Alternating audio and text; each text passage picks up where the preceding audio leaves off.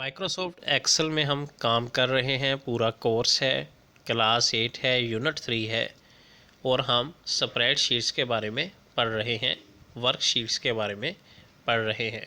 तो उन शीट्स में डाटा कैसे एंटर करना है उसके बारे में पढ़ेंगे। मैनिपुलेशन का मतलब है डाटा पर कि उसको एडिट करना, एंटर करना, फार्मूला वगैरह लगाना और फंक्शंस अप्लाई करना। पहले तो हमने डाटा एंटर करना है। क्लिक का सेल टू सिलेक्टेड, जितने भी सेल्स होंगे यानी कि कॉलम्स और रोज में जो सेल्स बने हैं, किसी भी सेल पर क्लिक करें। A user select a cell, the cell address appear in the name box. जो भी आप सेल को क्लिक करेंगे उसका एड्रेस ऊपर नज़र आएगा। Enter text into the cell, cell में आपने टेक्स्ट लिखना है यूजिंग द कीबोर्ड के ज़रिए। The text appears in the cell, cell में आपको जो भी आप लिखेंगे वो नज़र आएगा। And in the formula bar as shown in the figure 3.10 में देखें तो आपको फार्मूला बार में भी वो नज़र आएगा। जिस तरह मंथ नज़र आ रहा है, text appear in the both places, यानी कि आपको सेल में भी नज़र आ रहा है, फार्मूला बार में भी नज़र आ रहा है। When the user has completed typing data, जब यूज़र ने डाटा कंप्लीट कर लिया है, it can be enter permanently into the active cell by pressing enter. तो फिर आपने लिखने के बाद इंटर दबा देना है और वो वहाँ पे चला जाएगा जो आपने लिखा है। और बाय क्लिकिंग द मार्क टिक, या आप यस पर भी क्लिक कर सकते हैं। इन द फार्मूला बार, यानी कि जो फार्मूला बार में टिक लगा है उस पर भी क्लिक कर सकते हैं। या टैब बटन भी आप इस्तेमाल कर सकते हैं। User can inter data, user जो है वो डाटा को इंटर कर सकता है एनीवेयर इन द वर्कशीट, जो वर्कशीट है किसी भी सेल में आप डाटा को एंटर कर सकते हैं। By moving to the required cell, जिस सेल पर भी आप जाना चाहते हैं।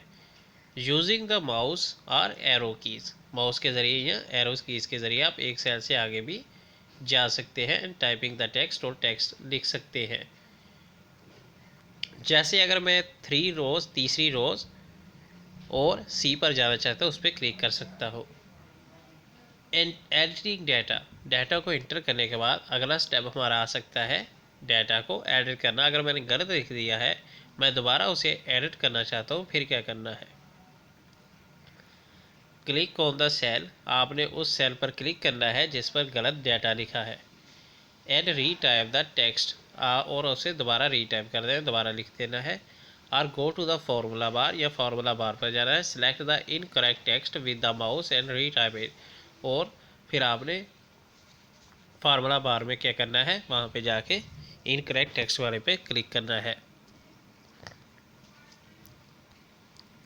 ऑटो फिलिंग डाटा का मतलब है डाटा खुद फिल हो जाता है।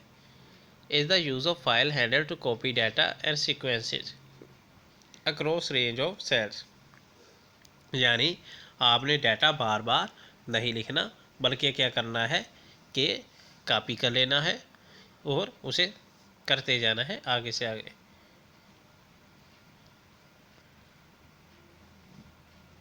अब देखिए आप, to fill a range of cells, select the cell with the content to fill, cell को देखें जो आपने फिल करना है। Point at the black square that appears in the bottom right corner of the cell until the mouse point become the file handle.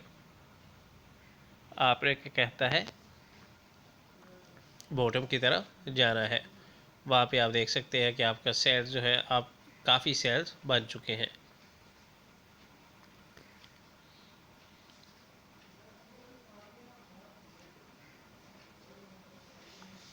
Excel copies the contents of the cell across the range that user select. This feature become very powerful when used with cells containing formula. A lot of time can be saved by copying formulas across a range of cells.